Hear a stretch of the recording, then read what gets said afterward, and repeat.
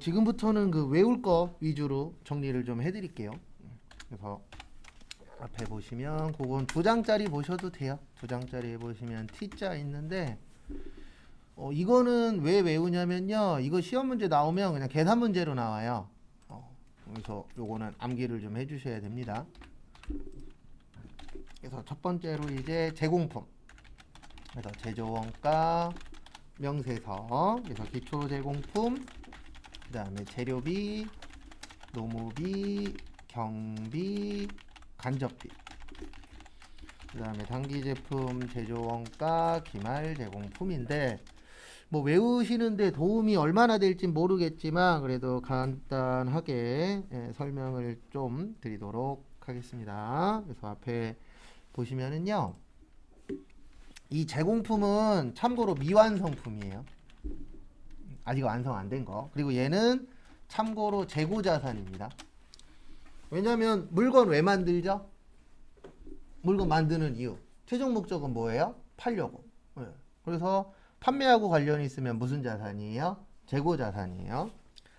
그래서 여기 기초제공품의 뜻은 1월 1일 거예요. 그래서 언제 거냐면 작년 거.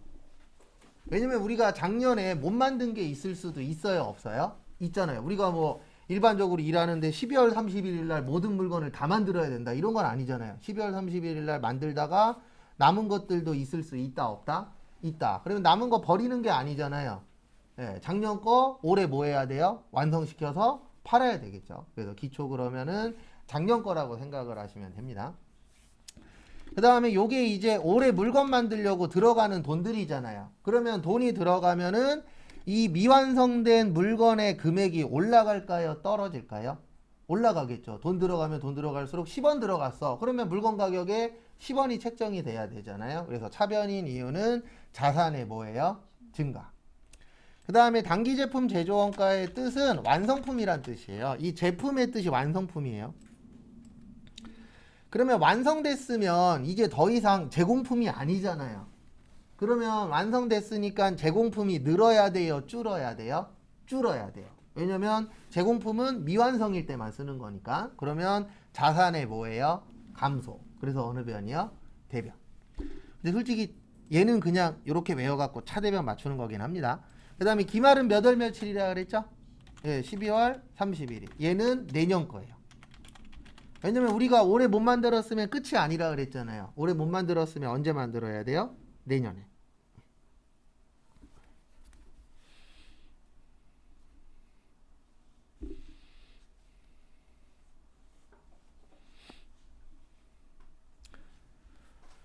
그 다음에 또 똑같은 제공품이 하나 또 있어요. 얘도 제조원가 명세서인데 두 가지의 차이점이 뭐냐면 요거는 똑같아요.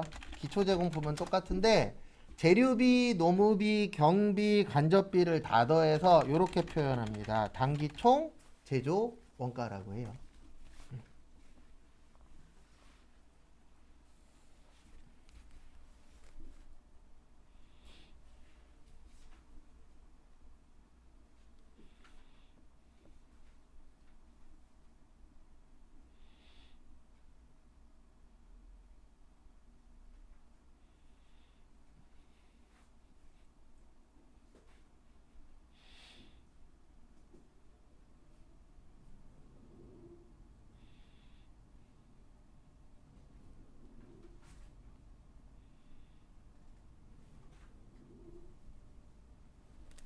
그래서 단기 총 제조원가 그러면 요거 4개 더한 거예요. 왜냐면 위에 거하고 밑에 거의 차이가 요거 4개잖아요. 맞죠? 4개가 몇 개로 변했어요? 하나로.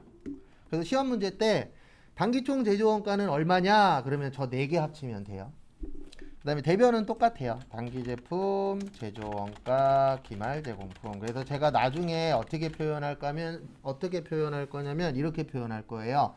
총 나오면은 요거 4개 뭐 한 거다? 더한 거다. 그렇게 기억을 해주시면 돼요. 그리고 나중에 문제 풀 때 총 나오면은 아래 거 쓰라 그럴 거예요. 그 다음에 재료비 나오면 어디 거 써야 돼요? 위에 거. 아니면 이렇게 표현할 때도 있어요. 짧은 거. 얘는 뭐 한 거예요? 긴 거. 그렇게 표현도 할 겁니다. 그 그 다음에 제공품이 완성되면 뭐 되죠? 제품 돼요. 아, 그리고 요거 하나 빠졌구나. 죄송합니다. 뭐 하나 빠졌냐면 재료비 구하는 공식. 그 두 장짜리 있어요. 그대로. 그래서 기초 원재료 더하기 단기 원재료 매입액 빼기 기말 원재료. 그래서 간혹가다 시험 문제에 재료비라고 안 나오고 원재료라고 나올 때가 있어요. 그러면 재료비를 우리가 구해줘야 돼요. 그래서 요거는 그 계산 공식이라고 보시면 됩니다. 그래서 참고하시고.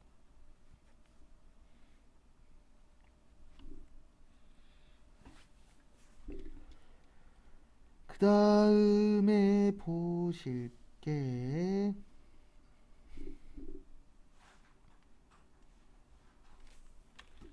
자, 제공품 다음에 제품이에요. 뭐라고요? 제품. 왜냐면 제공품의 뜻은 미완성품, 제품의 뜻은요 완성품. 그리고 얘는 여기 가면 볼 수 있어요. 손익계산서. 왜 손익계산서에 가시면 볼 수 있냐면 우리가 물건 왜 만든다고요? 팔려고. 그러면 팔면 뭐 계산해야 돼요? 이익 났느냐? 손해 났느냐? 계산해야죠. 근데 1년에 일반적으로 몇 번 계산한다고요? 한 번 계산해요. 몇 월 며칠 날이요? 12월 31일 날. 그래서 기초 제품, 그 다음에 단기 제품 제조 원가 팔리면은 그걸 무슨 원가라 그래요? 매출 원가. 그래서 기초 제품은 아까하고 똑같아요. 몇 월 며칠 거라고요? 1월 1일 거. 그래서 요게 작년 겁니다.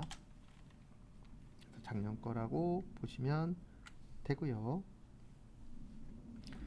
그 다음에 기말은 몇 월 며칠 거라고요? 12월 31일. 언제 거요? 내년 거. 이렇게 이제 나누어 치세요.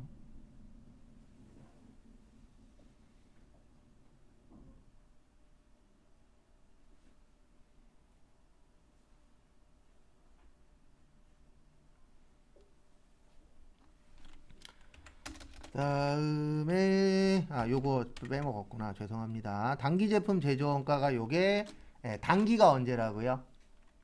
올해. 제품은 완성된 거. 그래서 올해 완성된 거를 뭐라 그래요? 단기 제품 제조 원가. 왜냐면 우리가 올해 열심히 만들었을 거 아니에요. 뭐 하려고요? 팔려고. 그래서 작년에 남은 거 얼마, 올해 만든 거 얼마, 올해 남은 거 얼마, 그러면 나머지는 팔렸다라고 보는 거예요. 그래서 요거는 매출 원가는 말 그대로 매출이 판매된 거잖아요. 그래서 판매된 물건의 원가다. 그래서 무슨 원가라 그래요? 매출 원가. 그 다음에 요거는 이제 우리가 외우는 것 중에서 어떻게 보면은 가장 안 써먹는 것 중에 하나예요. 노모비하고 제조 경비. 그래서 전월 성급액, 당월 지급액, 그 다음에 당월 미지급액이라고 두 장짜리에 적혀 있어요. 그리고 여기 우측에다 이렇게 좀 적어주세요. 나머지는 대별.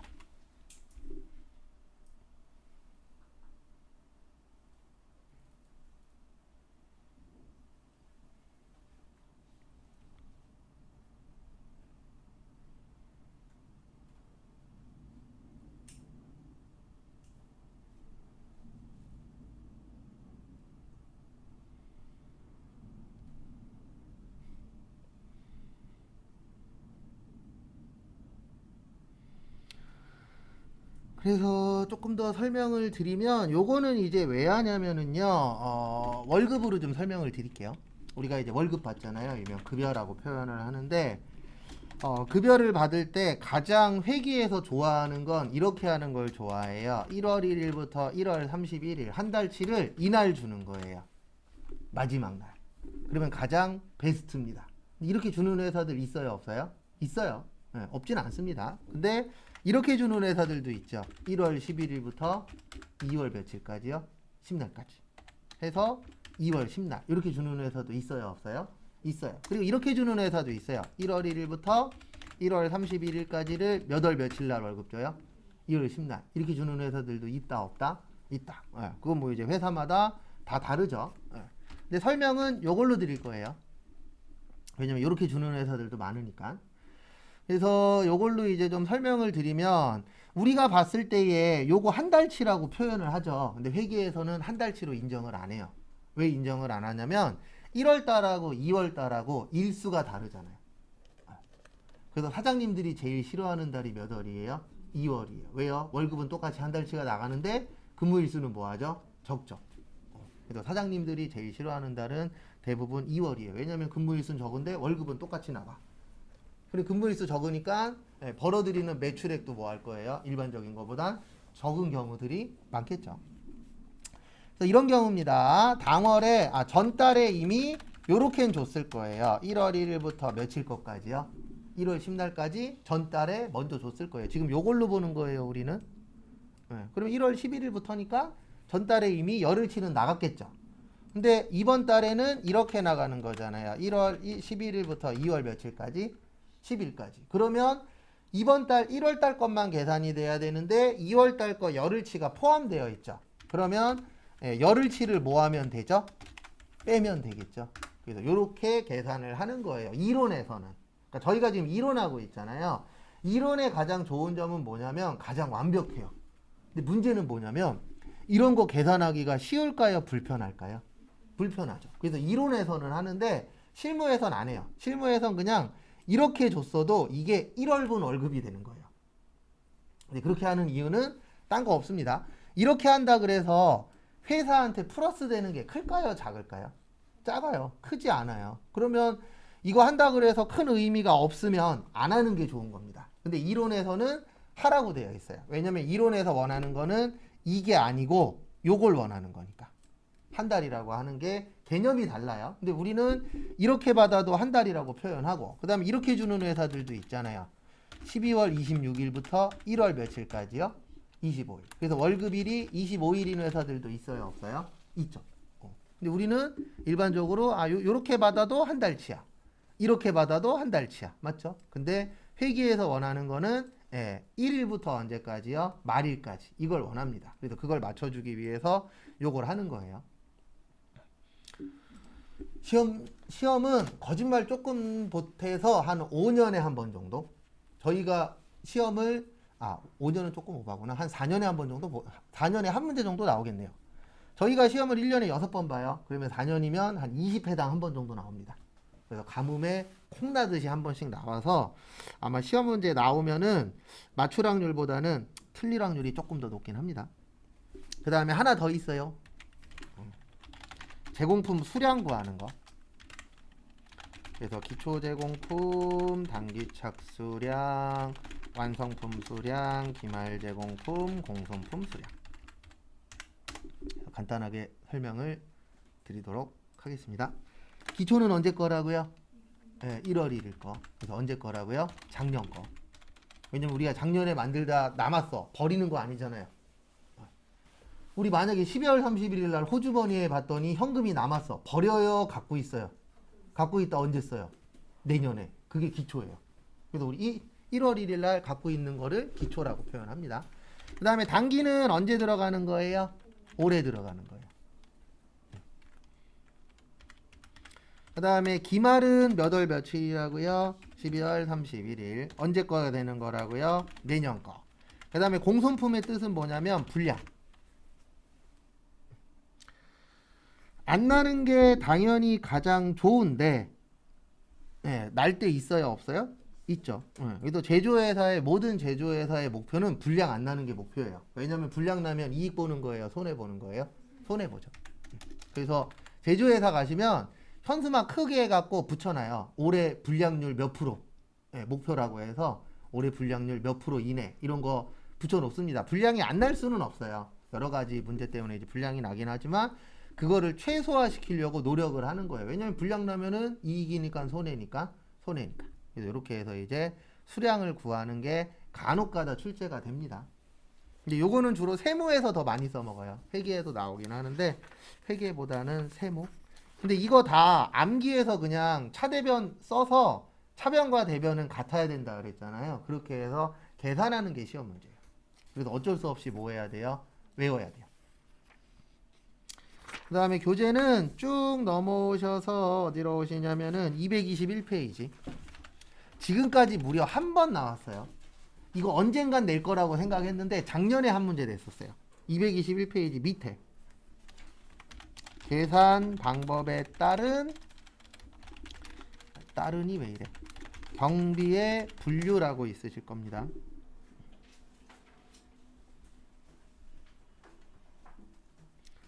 무려 몇 번 나왔다고요? 시험에 한 번 나오셨습니다.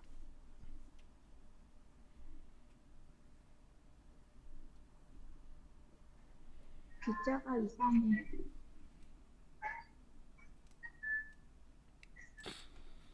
그래서 거기 보시면 첫 번째 거 보시면 월할 경비.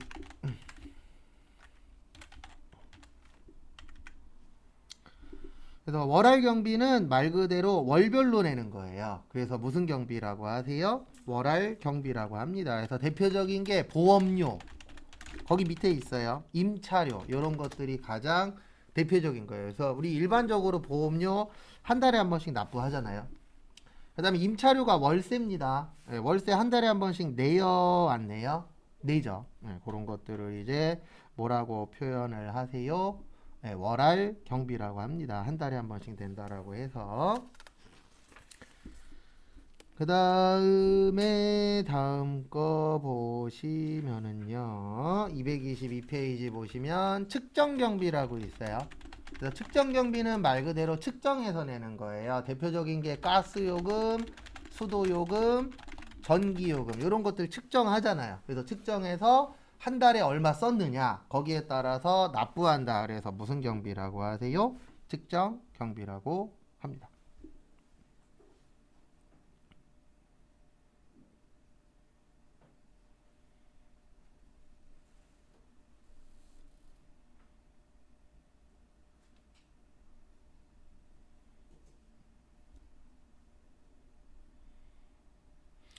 그 다음에 지급경비라고 있어요. 지급경비는 지급해야만 확정된다. 그래서 지급경비라고 하는데 대표적인 게 수선비. 우리 수선이라는 게 고치는 거잖아요. 한 달 동안 몇 번 고칠지 알아요? 몰라요?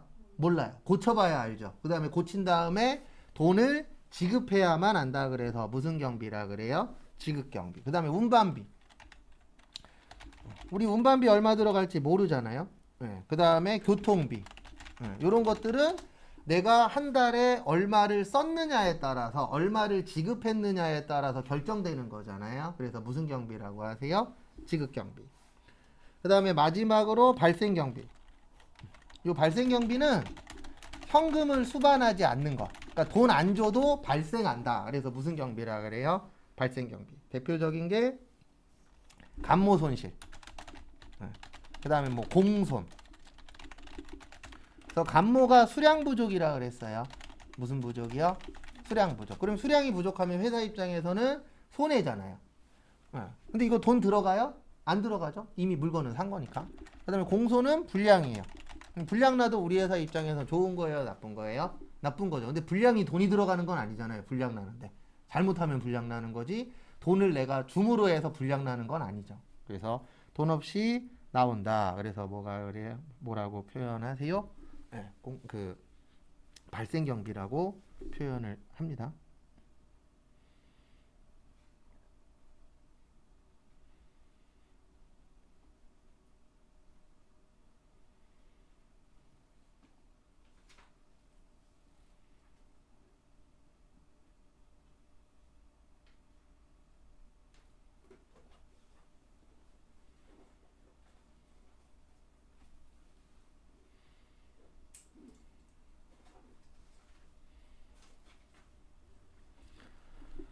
그 다음에 넘어갈게요. 무려 한 번 나왔어요. 그래도 그 전부터 설명은 드렸는데 언젠간 내겠지. 근데 왜 언젠가 낼 거라고 생각을 했냐면 다른 시험엔 잘 나오거든요. 근데 저희 시험은 이론 위주의 시험이 아니다 보니까 다른 시험에선 되게 중요한데 우리 시험에서는 어쩌다 한 번씩 내는 문제들이 있어요. 그 대표적인 것 중에 하나가 재고자산 그 공식 같은 거 있거든요. 그 제가 저번에 순매출액, 순매입액 한번 적어드렸었잖아요. 지나가듯이. 이론 40개인 시험은 웬만하면 나오거든요. 근데 우리는 이론 15개에다가 재무회계는 8개밖에 안 내다 보니까 나오는 확률보단 안 나오는 확률이 훨씬 더 높아요. 그래서 약간 중요한 게 좀 달라요. 시험들마다. 그래서 원가의 배분 232페이지.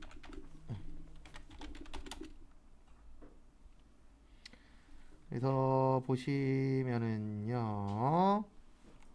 232페이지 보시면 원가의 배분.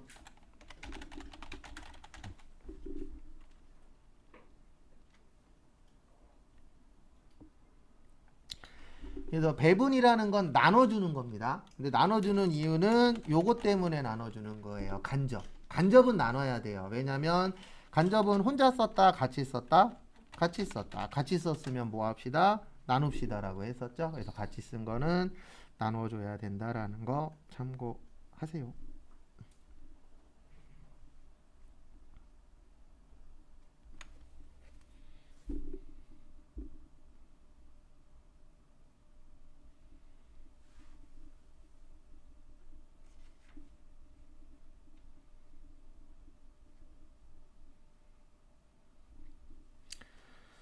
그래서 보시면은요 원가의 배분 대상이라고 되어 있는데 뭐 그런 거는 볼 거 없어요. 233페이지 거기 원가의 배분 기준 간혹가다 요거 물어봅니다.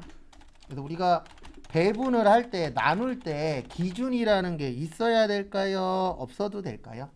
당연히 있어야 되겠죠. 왜냐면 기준 없이 나누게 되면 기준이 있어도 싸움 나는데 기준이 없어 그러면 더 사람들이 많이 싸우겠죠.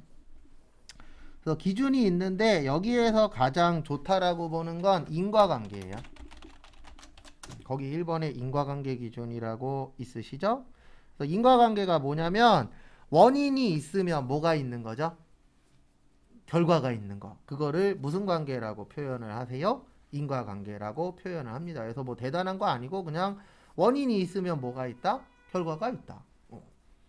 그래서 우리 보면 썼으면 돈 내라. 그러면 사람들 내잖아요. 왜요? 내가 썼으니까. 원인이 뭐예요? 사용을 했어. 그럼 결과가 뭐예요? 돈 내세요. 그럼 냅니다. 근데 안 썼는데 돈 내래. 그러면 싸움 나죠. 왜요? 원인이 없잖아요. 원인은 없고 뭐만 있어요? 결과만. 그러면 사람들이 좋아해요? 싫어해요? 싫어해요.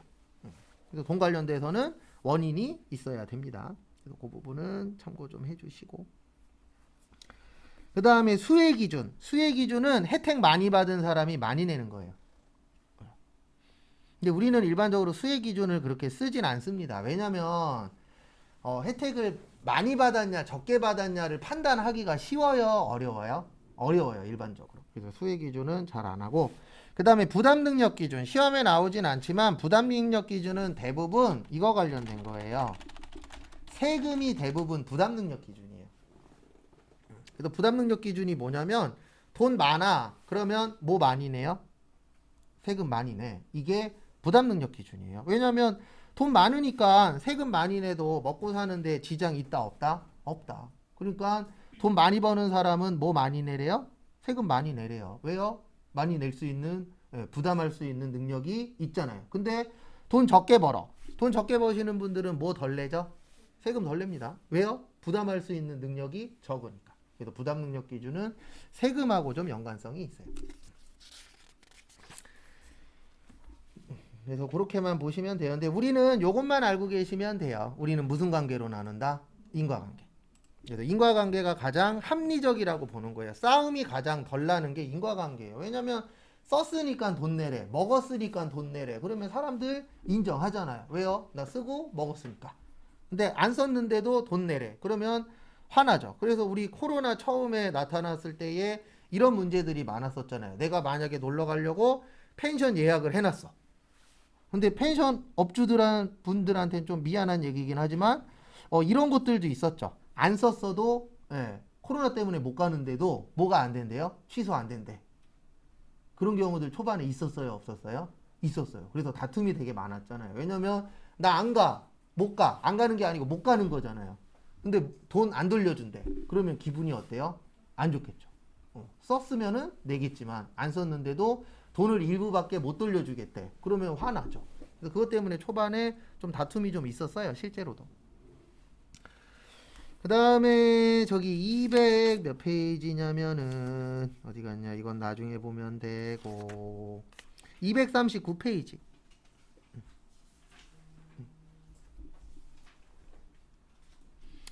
239페이지 보시면 부문별 원가 계산이라고 있습니다. 여기도 시험 문제 잘 나와요. 부문별 원가 계산. 근데 요건 이제 계산 문제로 나오는데 다음 시간에 풀어볼 거거든요. 네, 근데 요거는 이해를 좀 하셔야 돼요.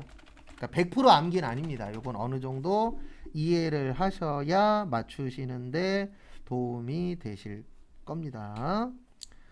그래서 보시면은요.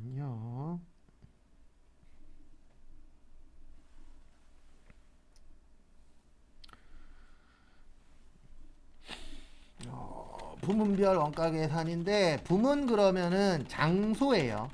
뭐라고요? 장소. 그래서 장소별로 원가 계산을 하는 겁니다. 왜냐면 사장님 입장에서는 이거 하나 만드는데 얼마 나오는지도 중요하지만 어떤 부문에서 어떤 장소에서 얼마 나오냐도 중요해요. 그래서 아까의 연장선으로 좀 더 설명드리면 이 부문별은 요런 게 부문별이라 그랬죠. 뭐 생산 부문, 그 다음에 조립 부문, 그 다음에 포장 부문. 그래서 생산 부문은 그 장소에서 뭐만 하죠? 생산만. 그 다음에 조립하는 데 가면 뭐만 해요? 조립만. 포장하는 데 가면 포장만. 이렇게 이제 나누어지는데 어떤 문제가 있냐면 만약에 생산 부문 있죠. 생산 부문의 원가가 1억이야. 자체적으로 하면. 근데 외부 업체한테 맡기면 원가가 7천만 원이면 된대. 이럴 수 있어요, 없어요? 있죠. 그러면 이때부터 사장님들이 고민하는 겁니다. 무슨 고민을 하냐면 자체로 갈 거냐 아니면 100% 외부에 뭐 할 거냐 맡길 거냐 이런 고민 해요, 안 해요? 해요. 근데 이런 고민을 하려면 장소별로 뭐가 나와야 돼요? 원가가 나와야 돼요. 그래야 우리가 직접 만들 건지 외부에 맡길 건지. 근데 무조건 외부에다 맡기는 게 좋은 건 아닙니다. 왜냐면 외부에다 맡겼어 다. 근데 갑자기 이 외부에서 가격을 뭐 하겠대요? 올리겠대. 그러면 올릴 수밖에 없죠. 왜요? 이제 자체적으로 못 만드니까. 그래서 이거 판단을 되게 조심해서 해야 돼요. 왜냐면 우리나라도 지금 현재 이제 농사 지으시는 분들이 있죠. 이런 분들이 가면 갈수록 늘어나고 있어요? 줄어들고 있어요? 줄어들고 있죠. 그래서 국가에서 농사 지으면 혜택 같은 걸 많이 주려고 노력을 하잖아요. 그게 왜 그러냐면 만약에 쌀을 100% 다 수입해. 그러면 지금이야 쌀 가격이 저렴하겠지만 나중에 외국에서 쌀을 비싸게 싸게는 못 주겠다 이래 버릴 수도 있어요, 없어요? 있죠. 그러면 어떤 문제가 생기는 거예요? 물가가 올라가잖아요. 네. 그러면 내가 쓸 수 있는 돈의 금액이 올라가요, 떨어져요? 떨어지죠. 그래서 국가가 그런 것들을 알고 있기 때문에 100%다 수입하지 않잖아요. 우리나라 쌀이 훨씬 더 비싸요, 맞죠? 외국 쌀이 싸요. 왜냐면 외국은 비행기로 짓잖아요, 미국 같은 경우에. 농약도 비행기로 하고. 근데 우리나라는 아직은 개인이 하는 것들이 많잖아요. 뭐 이제 기계들이 많이 좋아지고 늘어나긴 했지만. 그래서 이런 것들을 알려면은 어떤 장소에서 얼마가 발생하느냐 필요해요, 필요 없어요? 필요하죠. 그래서 이런 원가들도 작업을 해주셔야 되세요. 그 다음에 240페이지 잠깐 볼게요. 요거는 외우실 필요는 없어요. 요거는 이해를 하셔야 돼요. 240페이지 보시면 부문별 원가의 배부 기준이라고 거기 박스에 있어요. 배부 기준 있어요, 없어요? 있죠. 아까 제가 배부 기준에 가장 좋은 건 무슨 관계라고요? 인과관계. 그래서 저는 인과관계를 다른 말로 이렇게 표현도 해요. 연관성. 그래서 관련 있는 걸로 뭐 해라? 나눠라. 그래서 간단하게 설명드리면 만약에 회사에 식당이 있어요. 뭐가 있어요? 식당. 식당은 뭘로 나누는 게 좋을까요? 무슨 수? 직원 수. 맞죠? 왜냐면 식당이 크냐 작냐가 중요한 게 아니잖아요. 식당에 와서 밥 먹을 사람이 몇 명이냐. 거기에 따라서 배부를 해주는 게 가장 어때요? 합리적이겠죠. 왜냐면 만약에 100평이야. 근데 직원은 1명이야. 그렇게 큰 게 필요해요? 필요 없어요? 필요 없죠. 그래서 여기에서 키포인트는 식당 같은 경우에는 가장 중요한 게 몇 명이 오느냐가 가장 어때요? 중요하죠. 그래서 직원수. 그 다음에 복리후생비라고 있어요. 요것도 직원수예요. 왜냐면 복리후생비의 뜻이 뭐냐면 누구 위해서 돈 쓰는 거예요? 직원 위해서. 그래서 대화하다 보면 이렇게 얘기하시는 분들이 있어요. 저는 저희 회사가 복지가 좋았으면 좋겠어요. 그러면 요거 얼마 쓰냐도 중요해요.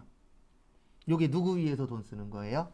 직원 위해서. 근데 회사 갔는데 복리후생비가 엄청나게 적어. 그러면 직원 관련된 돈이 나가는 게 많지 않다는 뜻이에요. 근데 당연히 첫 번째는 월급이긴 합니다. 월급을 얼마 받느냐가 솔직히 제일 중요해요. 근데 그 다음에 이제 중요한 게 복지잖아요. 그래서 대부분 이제 대기업을 가려고 아니면 뭐 이런 그 뭐냐 대기업이나 중견기업이나 공무원이나 이런 쪽을 가려고 노력하는 이유 중에 하나가 월급 문제도 있지만 복지가 좋아요, 나빠요? 좋잖아요. 대기업들 복지 좋죠. 그래서 최근에 저기 SK 하이닉스였나? 거기에서 춘천에 있는 레고랜드 있잖아요. 거기를 한 3, 4일 정도 통으로 빌렸대잖아요. 복지 차원으로. 전 직원들 가서 놀다 오라고. 그런 식으로 가능한 이유가 뭐예요? 돈이 뭐하니까? 많으니까 직원들을 위해서 쓸 수가 있죠. 그래서 좋은 데 가면 갈수록 복지가 좋긴 합니다. 그건 어쩔 수 없는 거예요. 왜냐하면 복지도 다 돈이에요. 회식도 돈이잖아요. 그래서 다 돈 없이는 할 수 있다, 없다? 없다. 그 다음에 거기 박스에 있는 걸로 설명을 하나만 드릴게요. 임차료. 요거 잘 나옵니다. 시험에. 그러니까 임차료가 잘 나오는 게 아니고 건물 관련된 게 잘 나와요. 건물은 면적이에요. 왜냐면 이렇게 보도록 되어 있거든요. 큰 평수에 살아. 그러니까 면적이 큰데 살아. 그러면 우리 일반적으로 어떤 생각을 하죠? 아, 저 사람 돈이 뭐 할 것이다? 많을 것이다. 라고 생각해요? 안 해요? 하죠. 그러면 면적이 넓은 데 사는 사람이 많이 내도 상관이 있다, 없다? 없다. 이렇게 보는 거예요. 근데 면적이 작아. 그러면 일반적으로 돈이 뭐 할 것이다? 부족할 것이다. 그러니까 내야 되는 것도 높아야 돼요? 낮아야 돼요? 낮아야 되죠. 그래서 대부분 보면 똑같은 곳에 있다고 하더라도 면적에 따라서 월세나 이런 게 어때요? 다르잖아요. 왜냐면 건물은 뭐가 중요하니까? 면적이. 그래서 큰 평수냐 작은 평수냐에 따라서 가격도 다르잖아요. 일반적으로 작은 평수는 싸고 큰 평수는 어때요? 비싸. 왜냐면 면적에 따라서 금액이 정해지기 때문에.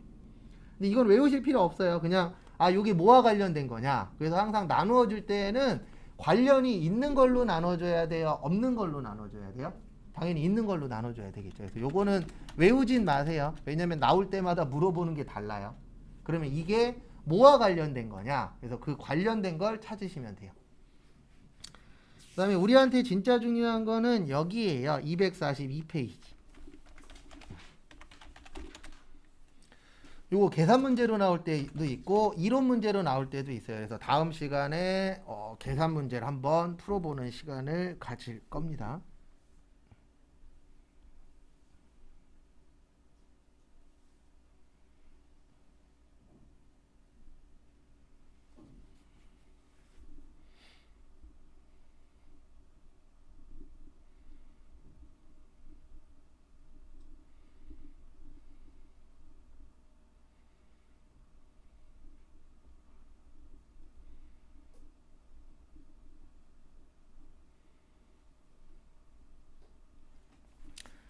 그래서 242페이지 보시면 보조 부문의 배부라고 있는데요. 요 보조에다가 이렇게 적어주세요. 간접.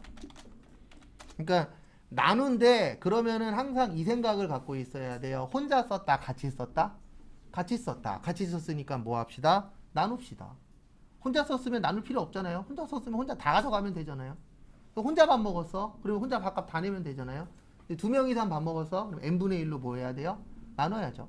그리고 이런 얘기는 하지 마세요. 제 친구는 친구가 쏘는데요. 저도 제가 종종 쏴요. 그런 건 말고 항상 일반적인 관점에서 보셔야 돼요. 종종 본인의 경험담을 엮으시는 분들 계시는데 본인의 경험담을 엮으시면 안 돼요. 왜냐면 이론하고 실제하고는 같아요? 달라요? 달라요. 그래서 우리가 그런 얘기 많이 하잖아요. 이론은 이론이고 실무는 실무다. 차이점은 분명히 있어요. 근데 우리는 일단 시험이라는 건 대부분 이론에서 맞춰서 나오기 때문에 이론은 항상 보통을 보는 거예요. 평범한 거. 그래서 우리가 일반적으로 사람들하고 만나서 밥 먹으면 n분의 1로 내는 경우가 훨씬 더 어때요? 많죠. 뭐 잘 버는 사람이 있으면 잘 버는 사람이 내긴 하겠지만 그거는 이제 버는 외로 보시고. 그 다음에 다음 것도 보시면은요. 그래서 방법은 총 3가지가 있으세요. 몇 가지가 있으세요? 3가지. 그래서 하나하나씩 보도록 하겠습니다. 그래서 첫 번째로 직접 배분법. 그 다음에 두 번째로 단계 배분법. 요건 2장짜리에 그대로 적혀 있긴 해요. 그 다음에 세 번째로 상호 배분법. 이렇게 이제 세 가지로 나누어집니다.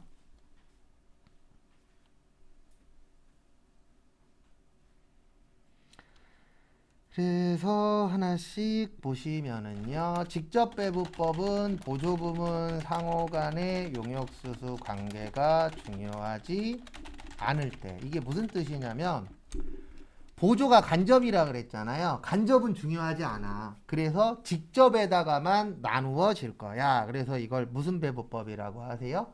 직접 배분법이라고 합니다. 그러니까 보조는 안 중요하니까 안 할래 라고 봐주시면 됩니다. 그 다음에 두 번째 단계 배분법. 그래서 단계 배분법은 배분 순서를 정하고요.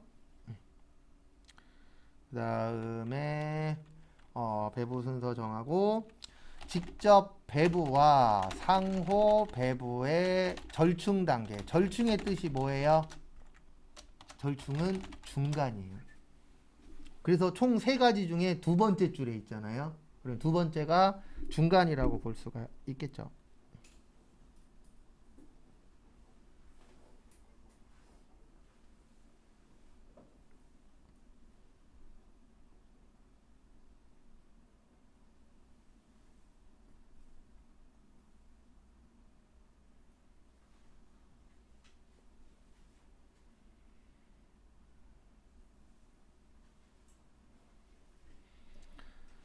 그 다음에 상호배분법은 상호라는 게 상자가 서로 상자잖아요. 그래서 서로 나누어 주는 거라 얘가 가장 정확해요. 근데 우리가 정확한 방법에 단점이 하나 있습니다. 계산은 뭐예요?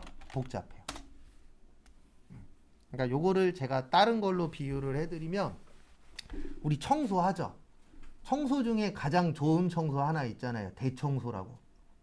근데 대청소 잘 해요? 안 해요? 안 해요. 왜요? 힘드니까. 맞죠? 그래서 상호배분법 잘 안 써요. 왜요? 정확은 한데 시간이 오래 걸려. 그래서 항상 좋은 게 좋은 건 아닙니다. 좋은 게 가장 좋다라는 건 알지만 우리가 그걸 할 수 있는 상황이 돼야 되는 거죠. 왜냐면 좋은 거 하려면은 시간이 오래 걸리거나 돈이 많이 들거나. 우리 다 알잖아요. 좋은 게 좋은 거라는 건 대부분 다. 근데 못하는 경우들이 있어요? 없어요? 있어요. 그 상황이 안 되니까. 그래서 요거 계산하는 건 좀 이따 할 거예요. 그래서 시험 문제는 크게 얘 나오면 두 가지로 나와요. 그 중에 하나는 뭐냐면은 요렇게 이제 이론으로 물어볼 때 하나가 있고 또 하나는 좀 이따 다음 시간 시작할 때 연습해 보실 계산 문제. 계산으로 나올 때도 있습니다. 그거 참고하시고 그 다음에 이제 한 파트만 하면 원가액이 끝이에요. 252페이지 제품별 원가 계산. 그래서 여기까지 하시면은 이제 한 파트가 끝납니다.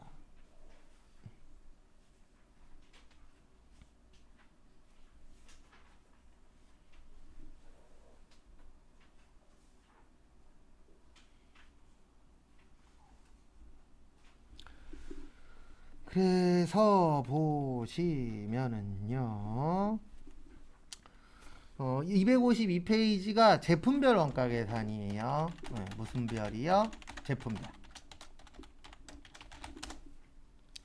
그래서 앞에 보시면은요. 제품별 원가 계산인데 앞에 보시면 제품별 원가 계산 방법은 두 가지가 존재합니다. 그래서 하나는 개별 원가 계산, 또 하나는 종합 원가 계산인데 이 파트는 웬만하면 한 문제 출제가 돼요. 웬만하면 나오는 파트 중에 하나라고 보시면 될 것 같습니다. 일단 개별은 개별의 뜻이 몇 개씩 계산하는 거죠? 네, 한 개씩 계산하는 겁니다. 그래서 개별 원가의 특징은 비싼 거에 쓰는 거예요. 그래서 비싸니까 뭐예요? 고가. 고가에 사용하는 겁니다.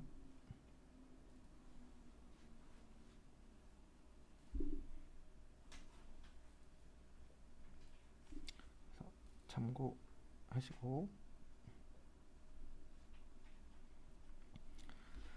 그 다음에 종합은 한 번에 하는 거예요. 그래서 얘의 특징은 싼 거에서 쓰는 거예요. 왜냐면 싼 거는 하나하나씩 원가 계산하기에는 시간도 돈도 오래 걸리잖아요. 그래서 싼 거는 한 번에 합시다.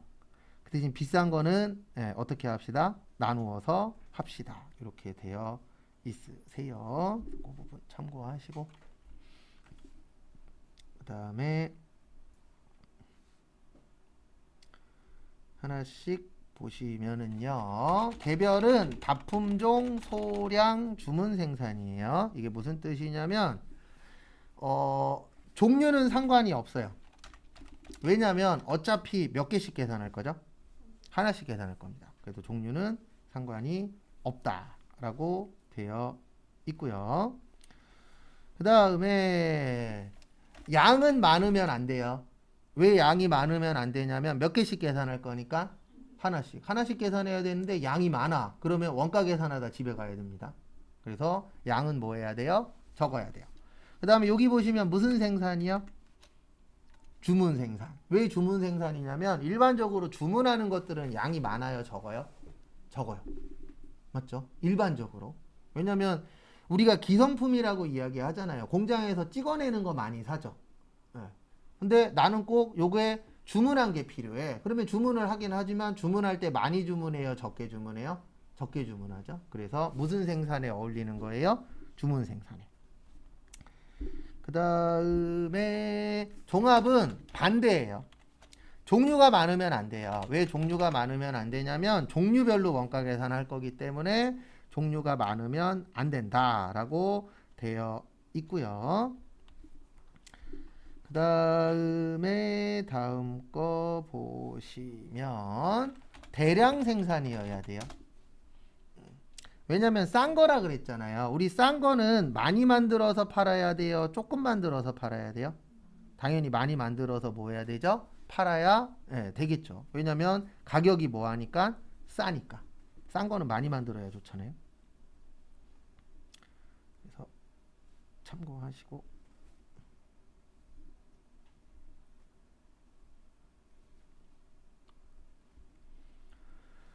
그 다음에 작업 지시서, 제조 지시서, 그 다음에 작업 무슨 표요? 원가표.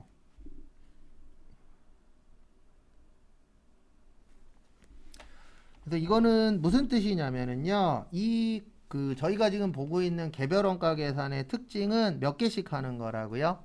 하나씩 하는 거예요. 그래서 하나씩 하다 보니까, 양이 적다 그랬잖아요. 근데 여러 가지를 만든다 그랬습니다. 한 가지가 아니고 다양하게 만들어야 돼요.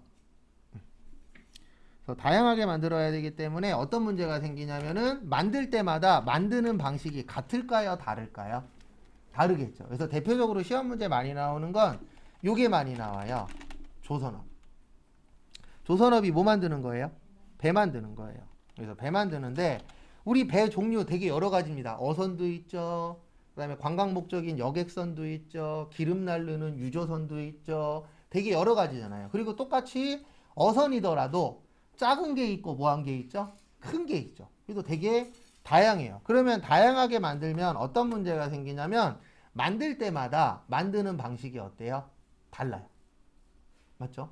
왜냐면 작은 거랑 큰 거랑 만드는 방법이 똑같아요? 아니죠. 들어가는 재료도 어때요? 달라요. 그래서 요게 필요한 거예요. 지시서. 이 지시서가 저거라고 보시면 돼요. 만드는 방법을 적어 놓은 거예요. 여기는 자르고 여기는 붙이고 여기에다 유리를 붙이고 여기는 나무로 하고 이런 식으로 만드는 방법이 뭐하다? 필요하다. 왜 필요하다? 다양하게 만드니까. 그 다음에 작업 원가표. 이것도 왜 필요하냐면 만들 때마다 들어가는 그 원가가 다르잖아요. 그러면 원가 계산을 별도로 해야 돼요. 그 원가 계산을 별도로 하는 걸 뭐라 그래요? 작업 원가표라고 표현을 합니다. 그 다음에 또 보실 게 작업 원가표까지 됐고, 그 다음에 종합은 요 문구가 나오면 종합 원가 계산이에요. 그래서 공정이랑 뭐요? 완성품 환산량. 요 공정이 요건 썼다 지울 건데 아까 얘기했었던 이거랑 똑같다라고 보시면 돼요. 뭐랑 똑같냐면은 공정이 뭐 생산 공정, 조립 공정, 포장 공정. 아까 그 부분 있었죠? 그거랑 같은 거라고 보시면 돼요. 그래서 생산 공정에서는 뭐만 해요? 생산만. 그래서 그런 식으로 이제 나누어져 있다라는 거 참고하시기 바랍니다.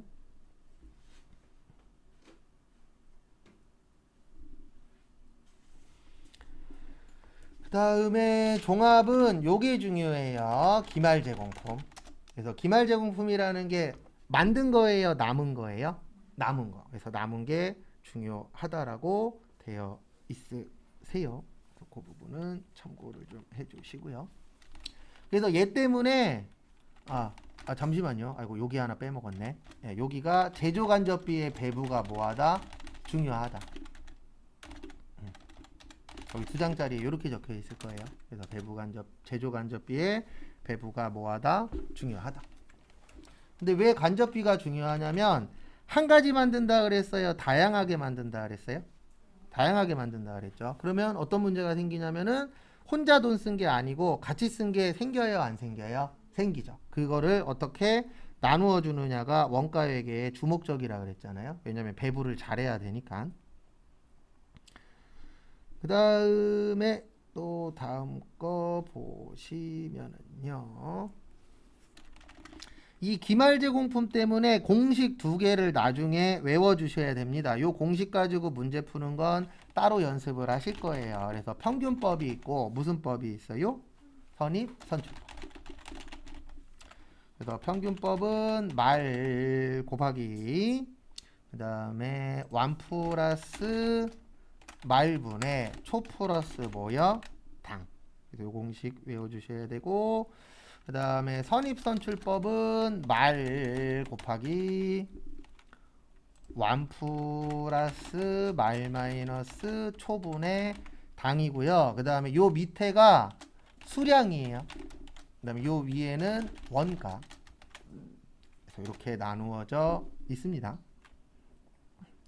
그 다음에 제가 지금부터 적어드리는 건 아마 거기 그 유인물에는 빠져 있을 거예요. 뭐냐면 이 공식 두 개 가지고 시험 문제를 세 가지 유형이 나올 수 있어요. 하나는 완성품 환산량이라고 나오면 분모만 쓰는 거예요.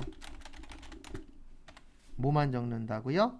분모. 분모가 이거 얘기하는 겁니다. 여기 밑에 완 플러스 말하고 완 플러스 말 마이너스 뭐요? 초. 그렇게만 가지고 계시면 문제를 맞추실 수가 있어요. 그 다음에 시험 문제가 단위당 원가라고 나올 때가 있어요. 그럴 때는 분모하고 분자만. 분모 분자가 이거 얘기하는 겁니다. 분수. 그래서 분모 분자만 있으면 뭐 하실 수 있다? 맞추실 수 있다가 되는 거고요. 그 다음에 이 공식이 기말 제공품 구하는 공식이에요. 그래서 기말 제공품이 얼마냐라고 나오면 공식을 다 기억하셔야 돼요. 그러니까 결론은 뭐 잘 기억하시라? 공식 잘 기억하시라 라고 봐주시면 될 것 같습니다.